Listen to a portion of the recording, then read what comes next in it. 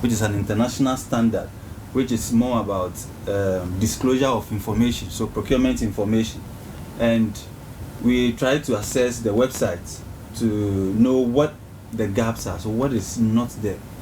So we assessed the gap, and then we saw that there are gaps, there are things or information that are not being disclosed on the website. And with the open contracting data standard, there are stages. So we have the planning stage, we have the budgeting stage, we have the implementation stage, we have the tendering stage, we have the contracting stage. And with all those stages, there are supposed to be information that is supposed to be disclosed. So that is our assessment or our findings that we did. Okay, I think that's great. But in the course of your information, I had a lot of we, and for the sake of our viewers out there, we'd like to find out who are the we's. I mean, who are the we's who did that assessment? So the we is Ghana Anti-Corruption Coalition. Okay. And Ghana Anti-Corruption Coalition is a cross-sectorial grouping of public sector. So we have the public sector in there, represented in the public sector organizations. We have the private sector as well. Okay. And then we also have CSOs in there. We even have some media associations as well in the coalition, as part of the coalition. So we, as the secretariat, had the research. Okay, but what is the main objective? What are your role as a Ghana Anti-Corruption Coalition? What's your role in Ghana? What do you do?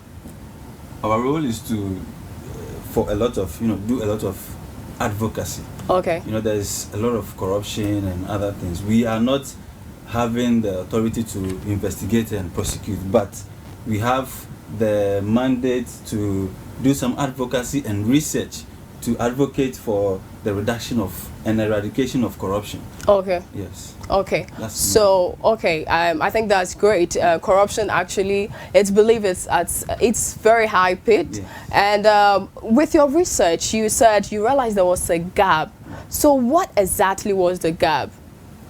So if you should go to the website, okay, when you check the website, if you should look at the planning stage, okay, with the former PPA website, you could see that there are no documents on how with the selection of projects for procurement, you could see that there are no documents to tell you what the rationale for the selection of such projects are, and even the method of planning for such projects. So we talk about how was the project selected, why was the project selected, how is it beneficial to the community. Okay. And even the criteria for selection of that project was just missing. If you should go to the contracting stage or the tendering stage, you don't really, there's no identifier, you can't really monitor how the institutions or those bidding. Exactly. You can't monitor the status of the implementation or status of the procurement system. Okay. So you click on, in a normal procurement system, you're supposed to click on, probably there's supposed to be an ID that takes you through all the stages, but that is missing. We don't even have when the contract is going to start. If you should go to the contracting stage, you are not able to get information on even the companies that are bidding. Okay. And more so, there is the need for even a company registration ID, so that at every point in time, you click on that and then you find, okay, these are the companies that have bid for this project, and this was what was done, or this was the criteria for selecting such organizations. And even with the award process, how do we select this company? It is not all that available to be seen. You see, the methods used, was it an open bidding? Was it closed? Okay. So some of these things are supposed to be revealed, and they are not revealed. There should be more information so that citizens can even monitor and then know where my funds are going. Because they are taxpayers' money. Okay, exactly. So, yes, so we need to know where our funds are going. But in this case, there seems to be... But the positive thing is that the positive thing is that PPA at least is working on something. There is a new website that is, gradually trying to address all these challenges that we have listed, and it's a positive thing. Okay, so I think the whole idea is to champion accountability and transparency of various government institutions and other agencies that are involved in this. I would like to find out from my lady, what exactly prompted this research? I mean, I know GACC wouldn't be there and then decide that I want to have a research on a particular agency for that matter. Why Ghana procurement, and what actually prompted it? I would like to find out from you. Okay, what really inspired us to do this is because we are having this project with African Freedom for Information Center, AFIC. We partnered with them. And so as part of the partnership we had with them, they received funding from the William and Flora Hewlett Foundation. And as part of it, we wanted to educate citizens, and particularly the MDAs and then the Public Procurement Authority. We wanted to educate them on the open contracting data standards, because we realized that much money, like my colleague said, much money is being lost in procurement process. And we advise that we want to educate the citizens and then procurement officers within the MDAs on this standards, because Ghana signed on to the OCDS in 2016. So as part of our mandate, we took it upon ourselves to monitor the procurement process, which is by monitoring the PPA website, and which is what we did. And so we basically did this to also ensure that there is more value for money in procurement process. So this is what really inspired us to do this project. Oh, okay. So then when we talk about the Ghana Procurement Authority, who are they and what role do they play in the nation for that matter? An assessment has to be done in their dealings, especially in terms like this. So they are the regulatory body for Ghana. So when it comes to Ghana, if you want any information on procurement, they should be the first people you contact. And so by so doing, we need to really get the information by not necessarily walking to their office. You have to be able to access the information on their website, because if I'm in somewhere out of Accra and then I need information on this procurement process, for instance, we all know about the Kelni Jiriji issue, which came out in 2018. We wanted to find out how was the process done, how was it done, but it is not on their website. But it could have saved us a lot of speculations if we had those information on their website.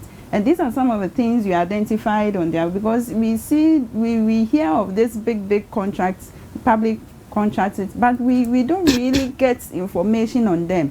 And so if we only hear that this is what was done, but it's actually not on their website, which is very bad for us, because we really signed on to this as a country. So we expect that much is done about it. And is the old website still in use? Hearing from you that now they've created a new website, is the old website still in use? Okay, so as a result of this monitoring we did on their website, we engaged their IT person in a dialogue, and we disclosed to them this is our findings on our website. So we discussed, and then he also disclosed to us that they considered some of our findings, and then they'll work on it, and which has contributed to the revamp of their website, which is now the GANEPS. Okay. And is that one up to the standard that you're looking up to? It is not up to the standard. So what exactly is the standard then? What measures? I mean, do we have a level to it? Like, if it's still not even up to the standard? It is still not up to the standard, because there are a lot of information that is still missing. Okay. Like I said, at every stage, so the procurement starts from the planning, the tendering, the contracting, to the implementation. Okay. For now, if there's a project, so let's say a building of school. Okay. If you go to that website, you can see, how the person who won the contract really won the contract, and you can see even at the implementation, whilst it is being implemented, like the status of implementation. So what is the level of that classroom? Is it at the lintel level? Is it at the window level? At what level it is? So those are the type of information that is missing on the website. And for us, those are some of the information citizens want to know, because when the issues comes, and we want to also measure whether this contract you are awarded with this huge money involved, does it really bring value for money for the country? So we have this project, and then we go on their website to say, this is the information we have here, and this is the actual thing happening on the ground. So it's even helps to grow the social accountability. Citizens will be able to say that this is what you have on your website. By my community, this is not what is happening there. Here. So people will be able to relate to what is happening in their communities. And then so have you done some recommendations, and what's the overall goal for this whole research? Have you done some recommendations as well to them? We made some recommendations, and we were saying that there should be a unique identifier. Okay. So with every project or every procurement, there should be a unique identifier, so that if you should click on it, you should see every process that the procurement system has gone through, or that project being procured has really gone through, so that you're able to really monitor. And then the information on the website should be made simple and in a graphical mode, such that citizens can just see and then read that, okay, this money has gone this way, this money has gone this way, and then it will be something that the citizens can really relate to. Okay. And I think to add to it too, we don't even see the company registration number over there. So we recommended that they should also include the company registration number, so that if I go on the website, I know that this is the company that has bidded for this contract. And so it will even avoid duplication. So those are some of the things that we recommended in our reports. Okay, time is fast spent already, but I want you to wrap up in your last word. What do you have to tell the public about open contract and how they should go about it? I mean, to sum it all up.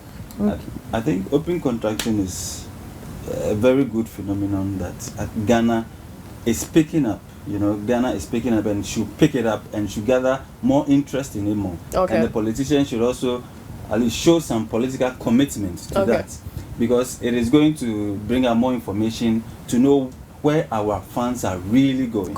Yes, it's very vital. Okay. Your last words? Yes, my last words are that because we want the PPA to comply by this, we also train the MMDA, so we encourage them as much as possible to take the trainings that they've received from us, to apply them. They should apply the training, so that we will all be benefiting from the OCDS that we all signed on to as a country. Okay, where the MNDAs are the ministries, departments, and agencies. Yes. Wow. This has been very interactive session, Ashud, and very informative session. And on this note, we would like to end the interactive segment of Flash News, just as I've promised. I know you've learned a lot about open contracting, and if you know someone who is also bidding or tendering, you as well can help them with so much information. My name is Christabel Odonko, and I want to say a very big thank you for coming into our studios. And this is Omi TV. Keep watching and wait for News Arena at 6 p.m.